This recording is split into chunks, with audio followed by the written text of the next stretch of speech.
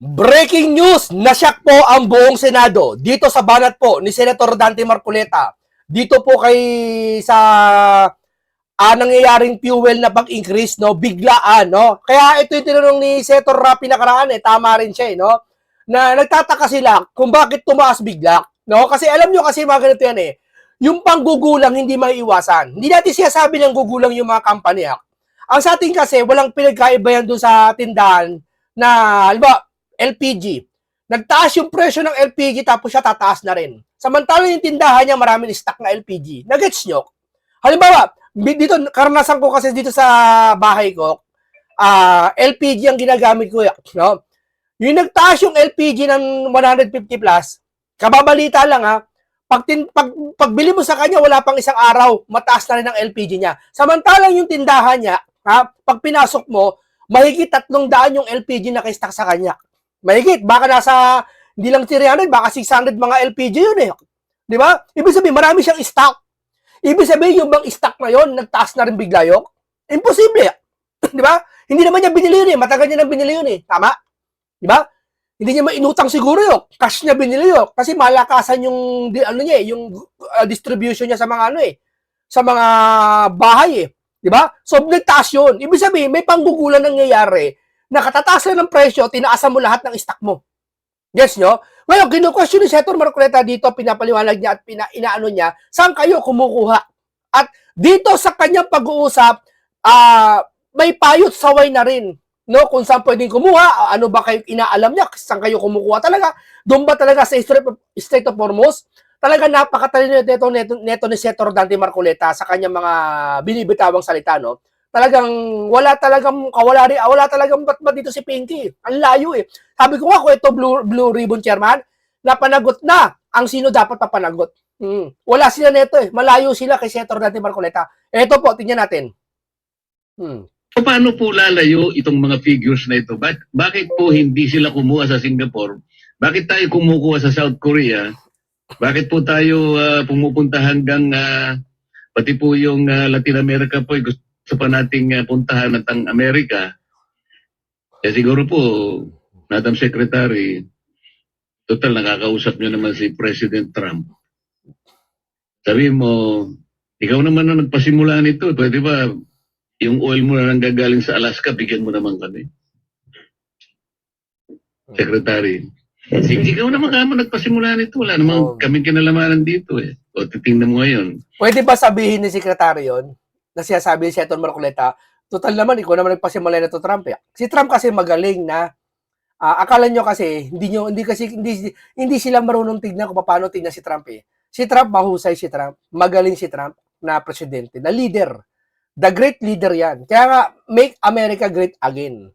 Ako, pabor ako kay Trump May ayoko sabihin pero may sikreto si Trump diyan kaya niya nagagawa lahat yan. Oo.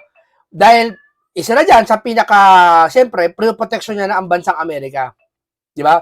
Pangalawa, yung sinabi ni Senator Marcoleta dito na tungkol sa bakit hindi mo naman yung si Trump na baka naman kausapin, pegi naman kami langis. Sa tingin mo magagawa yon pag sinabi ni Marcoleta? Hindi magagawa ng sekretary yon. Yun, hindi joke ni Senator Marcoleta. Yun ay isang logic ni Senator Marcoleta. Ang ibig niya sabihin doon, total naman ang lakas ng kapit-kapit nyo kay Trump ba't di kayo gumawa ng paraan? Yun ang ibig sabihin nun. Di ba? Ang hilig nyo mang-away ng ibang bansa O ngayon, ibang bansa inaaway nyo, sila dapat makatulong sa inyo, hindi kayo makalapit dahil sa pride. Totoo, di ba? Hindi sila makalapit yun. Kay Tatay, ito, ang akin lang to wag nyo isama to Yung kay Tatay Digong, di ba? Ano nangyari kay Tatay Digong? Tinulungan ng China doon sa Bukana Bridge. Hindi namin sinasabi ni Senator Marcoleta lumapit sa China. Pero, yung read between the line, nang-aaway kayo ng bansa na alanganin para lang sa kapakanan nyo. Para lang sa ikabubuti nyo sa 2028, yung mga botante nyo. Di ba? Inaaway nyo ang China, kunwari, para yung mga simpatsya ng tao mapunta sa inyo, yung boto nyo. Samantalang yung lahi natin, pinagnakawan tayo ng sarili nating kalahi, hindi yung pinatanggol, tahimik kayo. So, ano ibig sabihin nun? Lumilitaw para kayo sa sarili. Kumikilos kayo. Gets nyo? Gets nyo lahat ng logiko? Kakahirap-hirap tayo ng kung paano natin sasagutin lahat itong mga pinagtatatanong natin ngayon.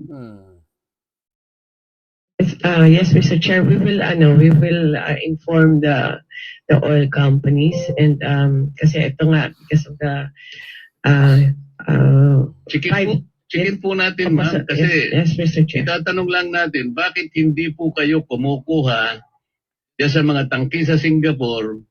Ito pala yung presyo per metric ton. Saan po ba kayo kumukuha? Baka naman po ang sinasabi sa inyo, dumidirekta sila sa Dubai, hindi na po kami makakuha ngayon kasi po 100% po ng aming inangkat, dadaan po kami sa Hormuz. Bakit po sila magpapakasakit pumunta sa Hormuz nasa Singapore nga lang ang pinag-uusapan natin? Ito po yung sinasabi ko. Dito, sinasabi si Senator Marcoleta, napapanahon na siguro. Read between line na naman to. No, napapanahon na siguro na huwag na tayo kumuha sa Strait of Hormuz dahil nasa krisis tayo. Or pwede sa panahon ngayon habang gera, huwag tayo sa Strait of Hormuz kumuha. Doon tayo sa mga malapit na karating bansa. Pwede Singapore. Maaari niya, pwedeng China eh. Kaso, hindi ko alam kung alam ko maraming oil sa China. Pero hindi ko alam kung sila ay distributor ng talaga ng oil sa buong mundo. Ha? Hindi ko masyado alam. Ilagay nyo dyan kung talagang China, ano? Ba't di tayo lumapit doon kung sakali? Bakit? Kasi pride. Yan ang sinasabi ko sa inyo. Di ba? Paano? Si Carpuet, ang tinuturing ng away na to, isang away kapitbahay pala. Itong China. Para lang daw yung kapitbahay, nakipag-away ka, ganun lang daw simple yun. Hindi ganun, Carpuet. Meron po ba tayong crisis o wala? Kasi po, kung ito masasagot nila, malalaman natin kung Ito. Tama. ang crisis na ito is self-inflicted o kaya baka hindi naman totoo ito. Tama. Ang galing talaga ni Senator Marcoleta. Gusto malaman ng taong bayan kung may crisis ba o wala. Kung may crisis ba o wala. Bakit? Para pag na may crisis talaga, kasi pag sinabing walang crisis, sabi ni palingkera natin na si Kaki, wala pa daw crisis sa langis, hindi kayo gumagawa ng paraan. Kasi pag crisis na, tsak gagawa tayo ng paraan. Ano yung paraan na yun? Maaaring siya sabi ni Senator Marcoleta, wag na tayo sa Hormuz kumuha. Dito tayo sa karating bansa na kumuha. Ba't ayaw nyo gawin? Hindi kaya tama sinabi ni Harry Roque? Kumikita ngayon ang kinauukulan? Kasi po may data po eh. Yes, Mr. Chair. I-recheck namin based on huli namin but this is just our values are pegged on the international market, and it's based on the accounting practices they have.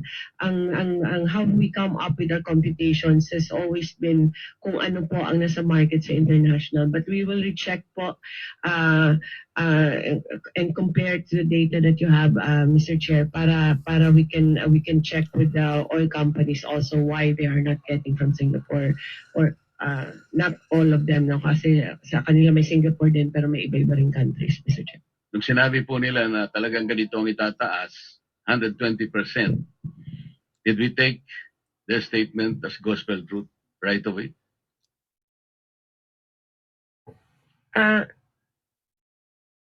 Mr. Chair, how it is it's a deregulated industry. So, ang monitoring ng DOE lang yung ginagawa niya on checking what their prices as. Yes, sir. It is within the range na kinakalculate din ng DOE, Mr. Chair. Chair, sa ngayon po, ang presyo ng diesel is 120.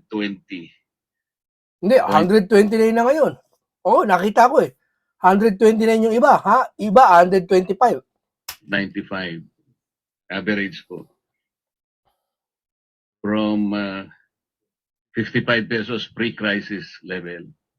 Ibig sabihin, tumaas po ng 120%. Bakit po kaya?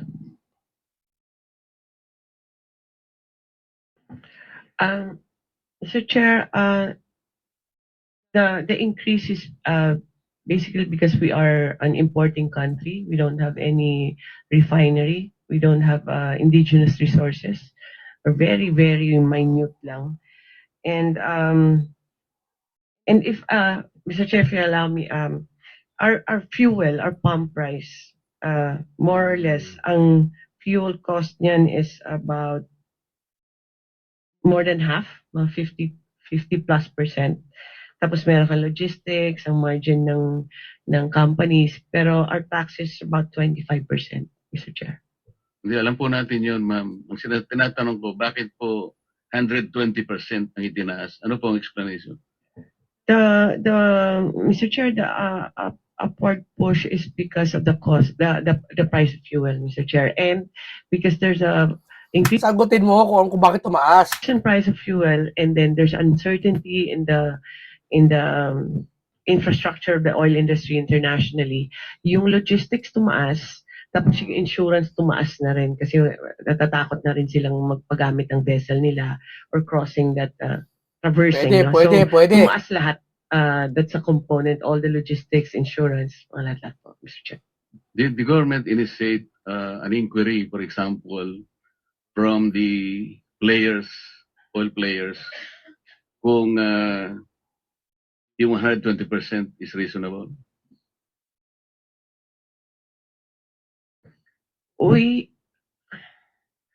Mr. Chair, we have talked to the oil companies and we constantly monitor their prices and also the international prices and also all the trend on the logistics and insurance. Tumataas talaga and it within range naman yung increase ng pump prices natin, Mr. Chair. Mr. Chair, ang ibig ko sabihin, nung sinabi po nila na talagang ganito ang itataas, 120%, did we take their statement as gospel truth right away?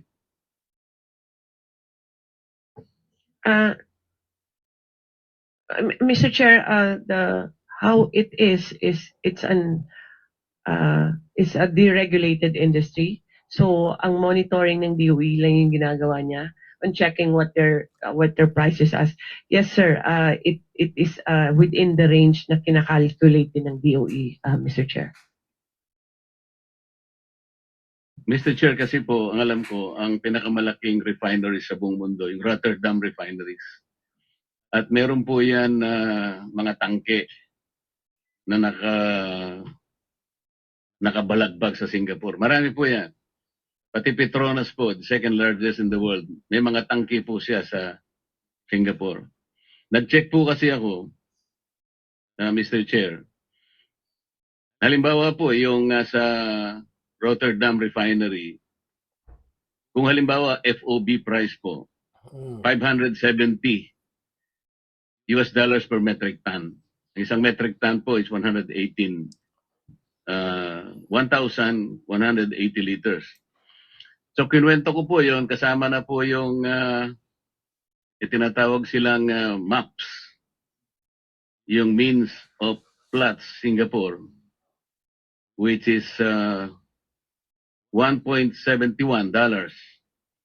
Yung 15 po, ito yung transport. Parang si Senator Marcoleta na lang gumagawa ng paraan sa lahat ng senador, no? Pansin nyo? Hindi naman, andyan naman si Ligarda, syempre. Pero iba, parang wala, no? Wala mahina, no? Nagsasalita sila para sa publicity lang, iba. Ito, hindi. Gumagawa talaga ng paraan, eh. I-multiply natin ng 60 pesos, ito po yung peso to US, $1 at dinivide ko ng 1,180 para po makuha natin yung landed cost. Alam po niyo, it's only $29 at 29 pesos 83 centavos. Kapag sinama po natin, kahit hindi natin alisin ang excise, VAT, may importation, distribution, storage, broker fees, SGS survey, 2% CME, ito po yung coconut methyl, at saka VAT differential, which is actually 15 pesos and 51 cents. 45 pesos lang po yun eh.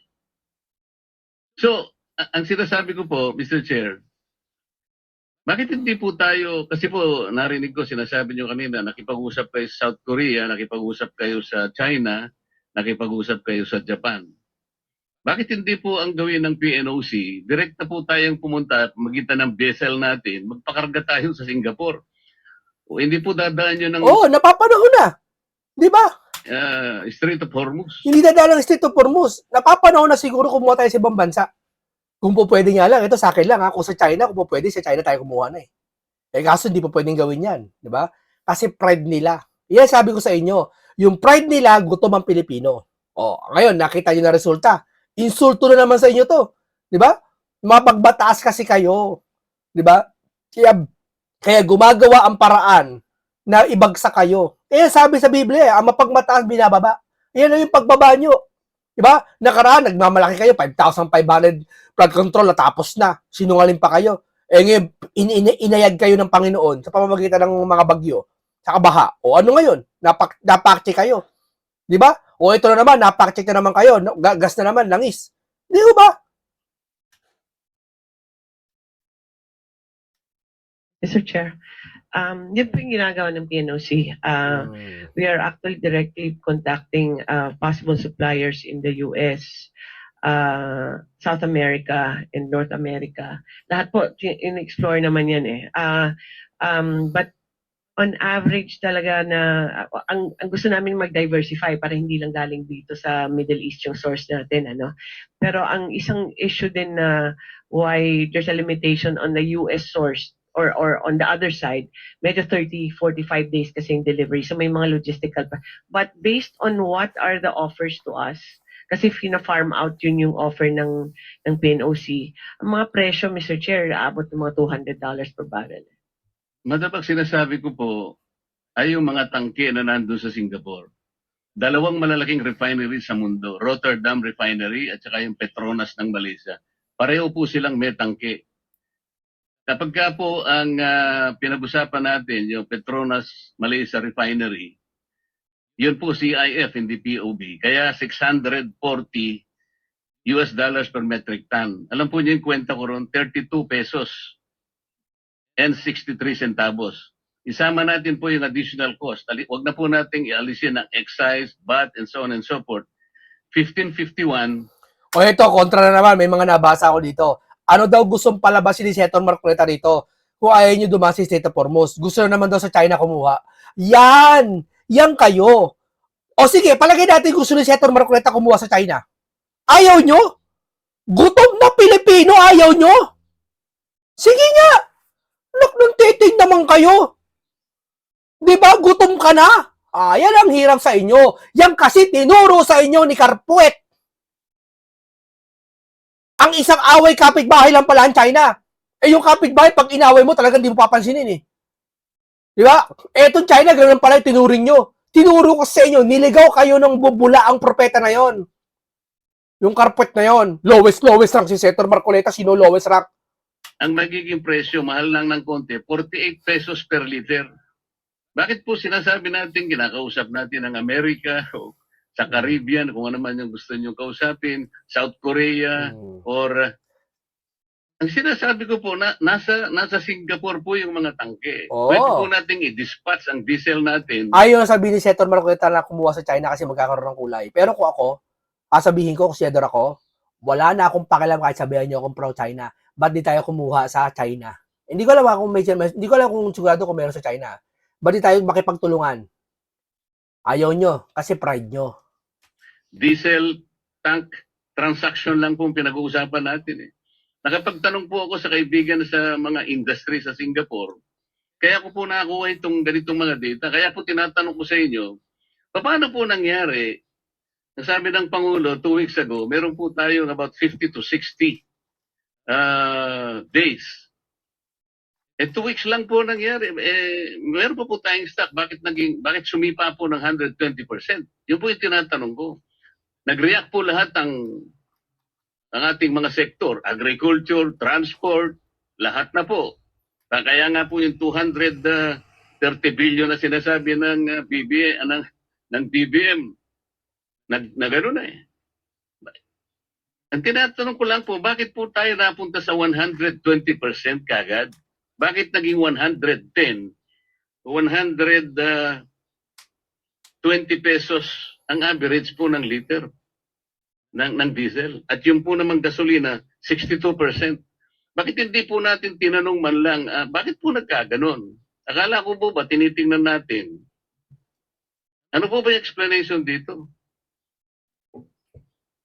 Mr. Chair, ang presyo talaga ng international nag-increase eh.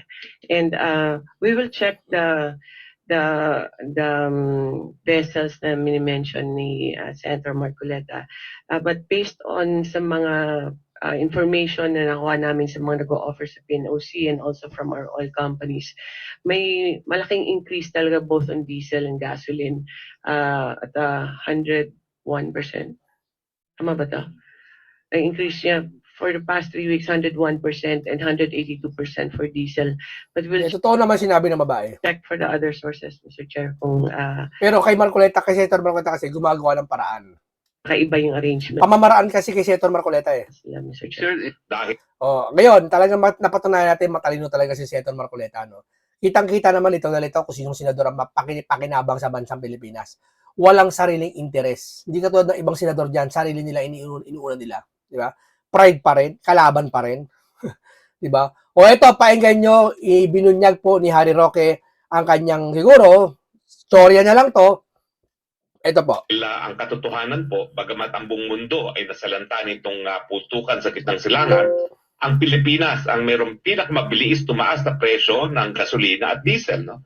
So kahit anong gawin mo na ayuda, ang katotohanan yan, ang pinakakinakailangan ng taong bayan ngayon para maibsan ang epekto ng putukan sa gitnang silangan ay para magamit ng gobyerno, gamitin ng gobyerno yung inherent police power niya para limitahan naman ang kita ng mga nagbebenta ng gasolina at ang diesel.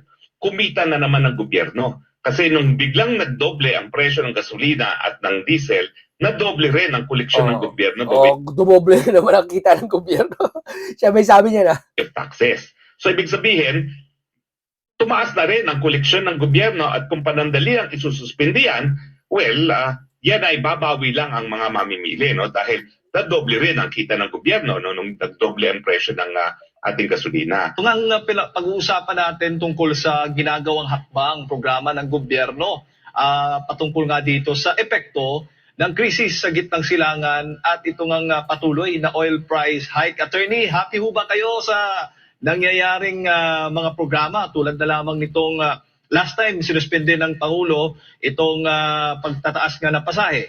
Tapos may mga cash assistance na pinamimigay, pinamumudmod ang Pangulo para doon sa mga tsuper o sa mga apektado nga nitong oil price increase. At mayroon ding libreng sakay para sa mga kababayan natin na para at least maibsan naman yung epekto nga ng taas ng crudo o ng langis, no? Presyo ng langis. At nagpapatuloy po, naghahanap ang ating pamahalaan ng magiging source po natin ng langis, supply po ng langis, attorney. Ano ho ba ang inyong assessment po hinggil nga po dito sa ginagawa ng ating gobyerno ngayon? Hindi po yan magre-result sa pagpagaang ng pasani ng ating mga kababayan ngayon. No? Dahil ang katotohanan po, bagamat ang buong mundo ay nasalanta nitong putukan sa gitnang silangan, ang Pilipinas ang mayroong pinakamabilis tumaas na presyo ng gasolina at diesel. No? At ang dahilan dito ay unang-una, bagamat hindi naman nagbabago ang ad valorem taxes at excise taxes na pinapataw ng gobyerno, no? Ang nagbabago ay yung napakalaking kita na napupunta ngayon sa mga producers o yung mga nagbebenta ng gasolina at diesel. No? Ganito yan, no? Sa ngayon, ang pricing talaga ng ating gasolina at diesel, mga 25% napupunta sa buwis. Pero binibigyan natin ng 15% more or less ang mga nagbebenta ng gasolina at diesel. At yung iba ay sa iba't ibang gastos na yung mga logistics cost. No? Diyan papasok yung mas mataas na insurance at saka mas mataas na freight. No? Pero ang katotohanan yan, habang tumataas ang presyo ng gasolina at diesel, tumataas din ang presyo na nakukubra ng mga oil companies. Simple mathematics yan. Eh. Kung 25%, sabihin na lang natin 25% ang nakukuha nilang tubo, no? Kasi mas mahirap kung 15%, no? So kung ang presyo ay 100 pesos, ang makukuha nilang tubo ay 25.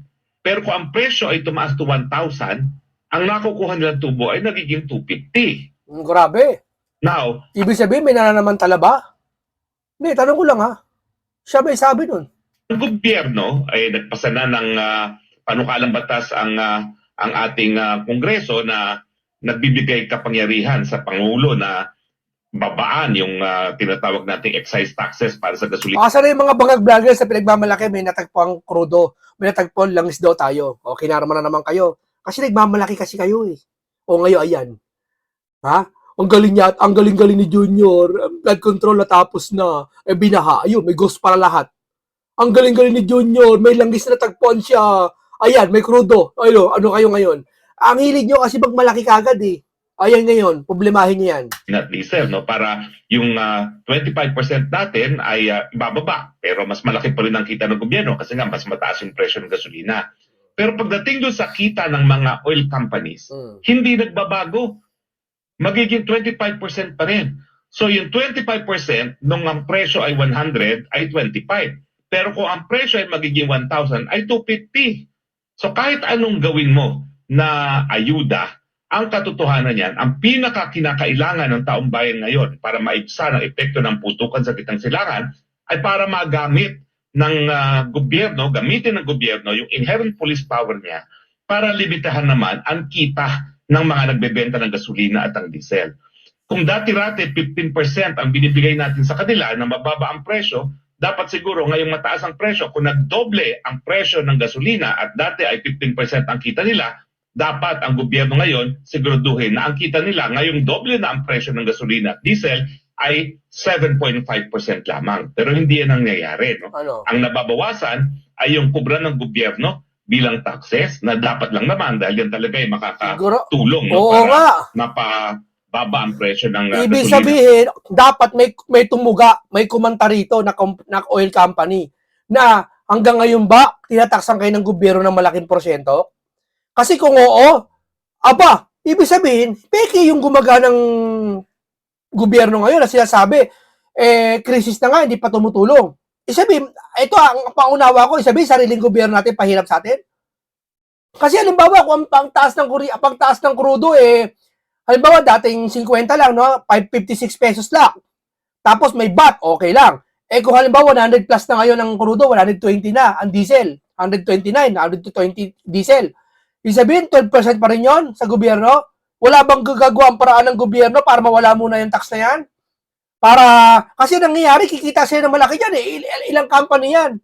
So, ibig sabihin, habang lumalaki ang presyo ng crudo, lumalaki din ang porsyento, tama, mali. Sa 100, ilan ang 12%? Kung 12%, ilan 12 pesos sa kanila. Kung sa 1,000, hindi 120, tama, mali. Tama ba ako? Hindi ko sigurado tama siya sabi ko, Nag-u-opinion lang ako dito, nagkasuggest lang ako nito. Di ba ganun yun? Yun ang pangunawa ko parang lumalabas ginigisa tayo sa sarili mantika, kawawa mga consumer. Diesel, pero habang hindi natin Hindi ba pwedeng tanggalin muna yung tax ngayon? Ito yung sinasabi, Senator Marcoleta nakaraan pa ang patuloy na pagtaas ng kita ng mga Hindi naman niya sinabi tanggalin ng tax. I mean, wala bang gagawa ng paraan para makakuha sa ibang na kahit hindi sa Hormuz, sa Singapore, sabi ni Senator Marcoleta, di ba? nagbebenta ng gasolina at diesel, hindi pa rin natin mabibigyan ng ginhawa ang ating mga mamimili. Opo, pero sa tingin po ninyo, attorney, yung ating gobyerno dito sa pagbibigay nga dito sa kahilingan nga ng Pangulong Bongbong Marcos Jr. na isuspindi nga muna itong excise tax. Ito ay parang lamang short-term solution para at least man lang maibsan Tama. sa ngayon habang naghahanap pa daw. Gawin nyo na. Aamba-amba. Mag-iimbestiga kami sa flood control. Di ba si Pinky? 8 months na hindi pa nag-iimbestiga. Puro sila siya sabi. Mag-iimbestiga kami sa mga Duterte. Patutunayan namin korupsyon ng Duterte. Ba't ayaw nyo imbestigahan ka ngayon? Di ba? Kasi wala kayong makikita. Aalisin namin ng VAT tax. Asa na? Alisin nyo na ba? Ba't wala pa rin? Sila ng iba pang mga sources para sa dagdag supply natin ng langis. Tama yan, no? Pero at the same time, kumita na naman ng gobyerno. Nako, siya may sabi niya, di ako kumita na naman ng gobyerno. Kasi nung biglang nagdoble ang presyo ng gasolina at ng diesel, nadoble rin ang koleksyon ng gobyerno by way of taxes. Yun yung sasabi natin. Diba? Ibig sabihin, tumaas na rin ang koleksyon ng gobyerno at kung Binuking ni Harry Roque. nandali ang isususpindihan, yan ay babawi lang ang mga mamimili, no? Dahil nadoble rin ang kita ng gobyerno nung nagdoble ang presyo ng ating gasolina. Pero sana, habang nandyan ang putukan, talagang suspindihin din natin yung pagkukolekta ng mga excise taxes nang sa ganoon naman gumaang-gaang ang buhay ng mga Pilipino. Pero habang hindi nga natin pinipigilan ng mga oil companies na tuloy-tuloy na mangolekta ng mas malaking kita dahil lamang dito sa pagtaas ng presyo, hindi pa rin talaga mararamdaman ng gobyerno ang tulong ng taong bayan, ang tulong ng gobyerno o yung interference ng gobyerno para nga maibsan itong patuloy na pagtaas ng presyo ng gasolina. Iba talaga pag marunong kausap mo. Ito si Harry Roque, marunong to eh. Si Seton Marcoleta, marunong eh. Iba talaga pag marunong kausap, no? Kasi nagdudulong-dulungan lang. Di ba si Junior nga, mas magaling pa yung gasoline boy na nag-viral. Mas magaling magpaliwanag kaysa sa kanya. Di ba? Hanggang ngayon ba may paliwanag sila dyan tungkol dyan? Wala. Nananahimik. Ang Pangulo, nagtatrabaho lang. Ayaw magpaliwanag. Ayaw mangilam sa mga problema. Di ba? Ayaw niya magsalita. Nagsaseta, kakaunti, wala pang laman. Hindi ho ba? Oh, yan ang sinasabi ko sa inyo, nagmamalaki kasi kayo. 'Di ba? Ayaw niyo tanggapin na may pagkakamali kayo. Pag kinriticize kayo sa pagkakamali niyo, sasabihin niyo na kinriticize sa inyo fake news o kaya destabilization o kaya DDS na naman. 'Di ba? Kasi ganyan-ganyan. Tapos o kaya pag pinuna kayo, sasabihin niyo, bakit hindi mo pinuna yung nakaraang administrasyon? Dati tahimik mo, kaya ingay mo. Yan ang gusto, yan ang sagot niyo lagi pag pinupuna kayo. Pag tinanong namin kayo 1+1, imbis na sumagot kayo ng 2, sasabihin nyo sa amin, bakit? Tinanong mo ba kay Duterte nakaraan niya, 1+1 mo? Di ba? Ang layo ng sagot? Okay, maraming salamat po sa inyo. Hanggang dito lang po tayo. Isa mapagpalang araw, maraming natutunan kayo, maraming kayo nalaman. Paalam po sa inyong lahat.